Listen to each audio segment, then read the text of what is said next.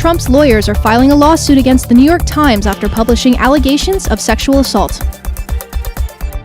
Hi, what do you think about abortion? Humber College speaks out on yesterday's anti-abortion demonstration. Leaps back quickly. Nylander moving in. Works it across in front. He scored! And Toronto Maple Leafs rookie Auston Matthews has made history by scoring 4 goals in his NHL debut. Hi, and welcome to Humber News. I'm Helena Schlapak, coming to you from our newsroom here at Humber College North Campus. Donald Trump has declared war on the New York Times. This comes after the Times released an article accusing him of sexually assaulting 2 women. The article, published last night, includes testimony from the alleged victims. One says Trump assaulted her on an airplane more than 3 decades ago. The other says he groped her in 2005 when she was a receptionist at the Trump Tower. Trump has denied both claims, calling the Times article a total fabrication. His lawyers are currently drafting a lawsuit against the Times. Following the article release, several more women came forward accusing Trump of sexual assault. The charges come less than 1 week after audio surfaced of Trump bragging about groping women. At Sunday's presidential debate, he dismissed the audio as locker room talk, saying he never actually did those things. Bob Dylan has won the Nobel Peace Prize for Literature. Hey, Mr. Tambourine Man, play a song for me. The singer-songwriter was awarded the Nobel Prize this morning for having created new poetic expressions within the great American song tradition. It's the first time the award has gone to someone known primarily as a musician. Songs such as Blowin' in the Wind, Masters of War captured a spirit of rebellion and independence. Dylan became an informal historian for America's troubles in the 60s and a voice of his generation. The singer is the first Nobel recipient to perform on the day he receives the award. He's got a gig tonight at the Cosmopolitan Hotel in Las Vegas. Another big storm is brewing in the Caribbean. Hurricane Nicole is on track to hit Bermuda and is gaining strength. According to the U.S. National Hurricane Center, the storm has turned into a Category 3 hurricane, which has potential to cause major damage. With winds over 150 kilometers per hour, Nicole is expected to hit Bermuda today. As for Hurricane Matthew, international aid is arriving in Haiti from Europe and the USA. Humanitarian aid workers are working with the World Food Program and the Spanish Red Cross to provide relief for over 1 million victims of Hurricane Matthew. Canada has allocated $300,000 to the disaster relief in Haiti. Auston Matthews has become the first player in NHL history to score 4 goals in his regular season debut. Nylander moving in, works it across in front. He scores! Matthews! The Toronto Maple Leafs fell 5-4 to the Ottawa Senators in overtime last night. Matthews was drafted first overall in the 2016 draft. The Leafs will be hosting the Boston Bruins at their home opener Saturday. 21 Nigerian schoolgirls have been freed from Boko Haram. The girls were kidnapped in 2014 when the militant group Boko Haram took more than 270 of them from their town. The Nigerian government says the release came after negotiations brokered by the Red Cross and the Swiss government. 4 imprisoned militants were freed in exchange. The government says this is a credible first step in freeing the rest of the girls. Here at home, a driver has been charged with careless driving after a transport truck hit a concrete median and burst into flames. The accident happened early this morning on Highway 401. A truck carrying fish caught fire after the collision, but Toronto Fire was able to control the flames. Both westbound and eastbound express lanes remain closed as a cleanup is underway. According to police, the cleanup may not be completed until at least noon. No injuries have been reported. Students voiced their concerns about a pro-life activist who demonstrated in the college hallways yesterday. In an interview with Humber News, Director of Communication Andrew Leopold explains why the group was able to display graphic images of aborted fetuses. While uncomfortable, while perhaps even morally repugnant, the images were not considered, or the images are considered, I guess, okay, just to simplify the term for you, by the courts. So, therefore, with respect to freedom of expression, Humber wants to, values groups and individuals to express themselves, and in that case, the group is able to use their images. Leopold told Humber News the college knew the demonstrators were coming to Humber a few days ago, but students were only warned the same day in a statement released by him on behalf of the college. We'll have more on that story tomorrow. Ignite, formerly known as HSF, is currently igniting a lot of conversation around Humber campuses.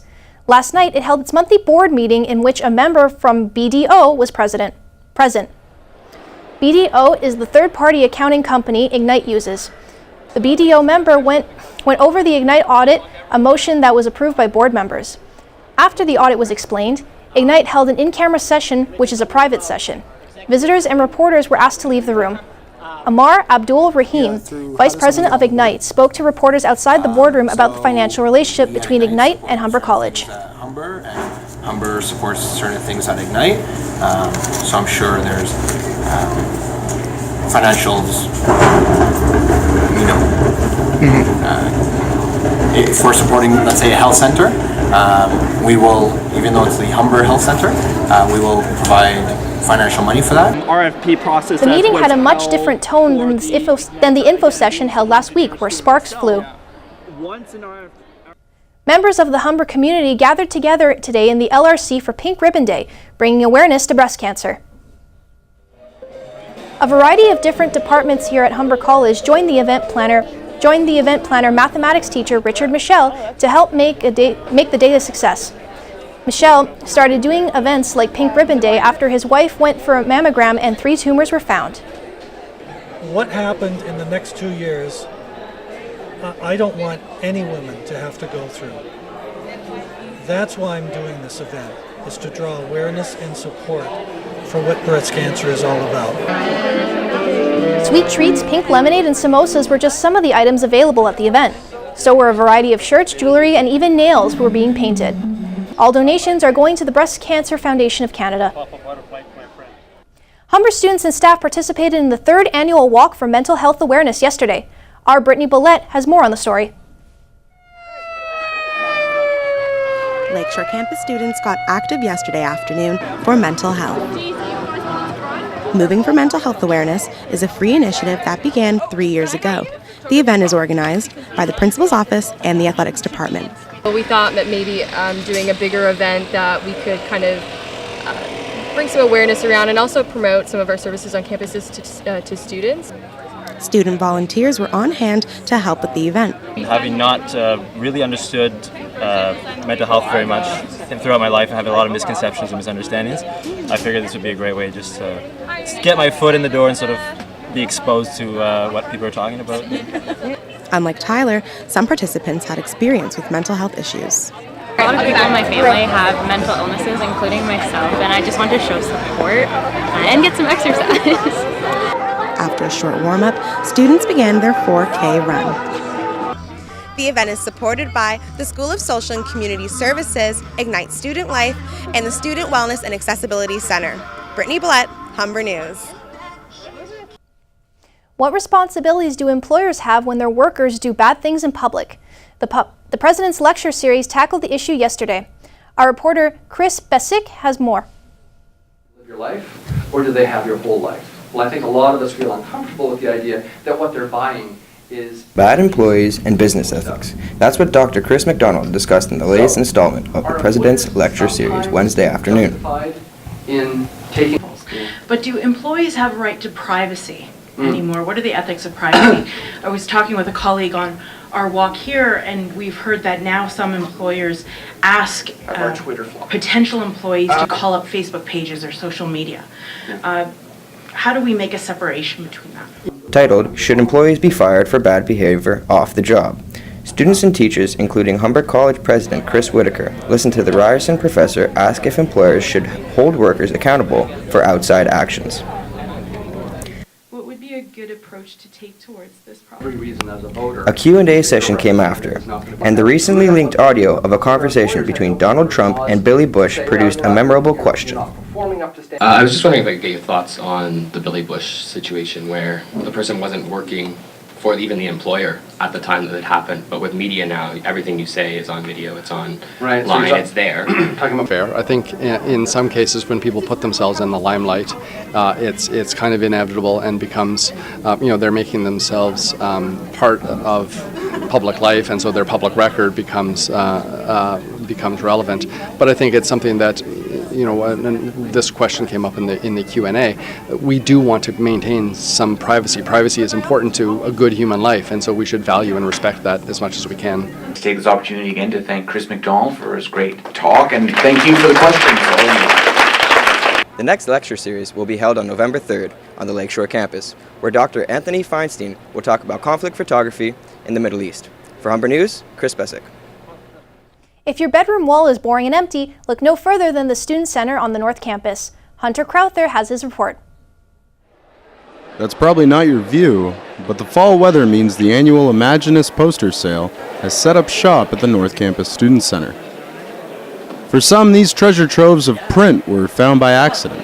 I came for food and then this kind of popped up, so I had to look around. It was really cool, actually. Are you big on like quote posters? Do you hang them all over your wall in your bedroom, or is it like, do you have like a movie poster, or what's your style? Mine's more like art or like pictures of nature kind of. The autumn poster sale runs from 9 a.m. to 7 p.m. daily and is on until Friday. Actors, athletes, musicians, logos, your favorite TV series or movies, all of it could be yours if the price is right.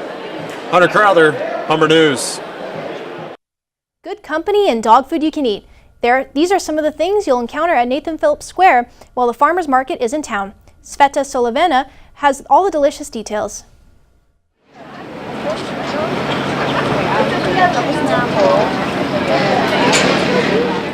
Fresh fruits, vegetables, breads and special treats have become some of the best decorations of the Nathan Phillips Square for the last 3 months.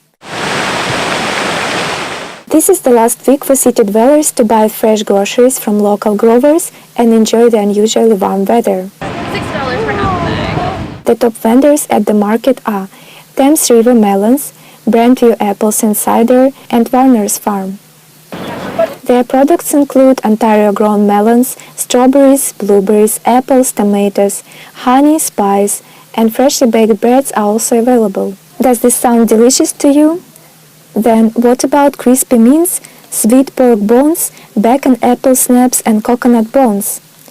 Perry Paws & Co. has become a popular spot for dog owners. They know where the good stuff is, right? Yes, you do.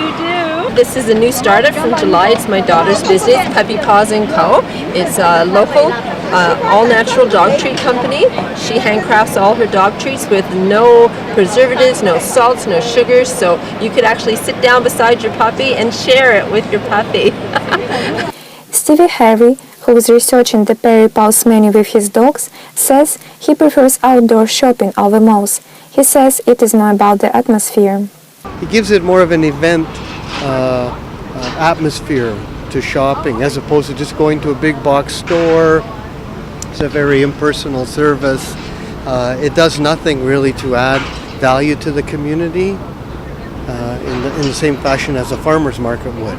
Francis suggests that all people go out of their homes and try fresh treats that are made from natural local ingredients. Come out and try the ingredients and the products that come from the farm, that the farmers actually grow and cultivate and produce, because market season is almost at an end and you're not going to get this wide fresh variety, and that's the best way. Come to a market and sample.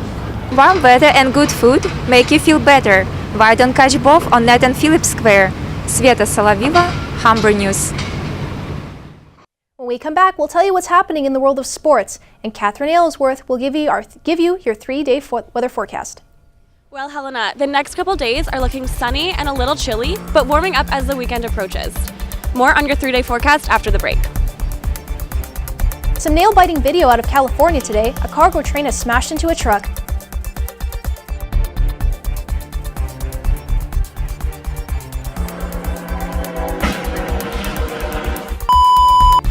Police say the truck was making a right turn at a rail crossing when part of it got stuck on the tracks. Before police could get it off the tracks, a speeding freight train smashed into its back end. The driver was able to escape before the collision. Traffic was backed up for hours while emergency crews cleared the wreckage. No injuries have been reported. For now, we leave you with this. Visitors are gathering in Denmark to witness an event with an ominous name. Those aren't black clouds, but rather an event called the Black Sun. From September to October, hundreds of thousands of starlings make a pit stop here on their way to their winter grounds. Starlings that fly down to eat and sleep in the vegetation are attacked by hawks, creating amazing formations. These moving formations block the view of the sky, earning its name. The event attracts visitors from around the world.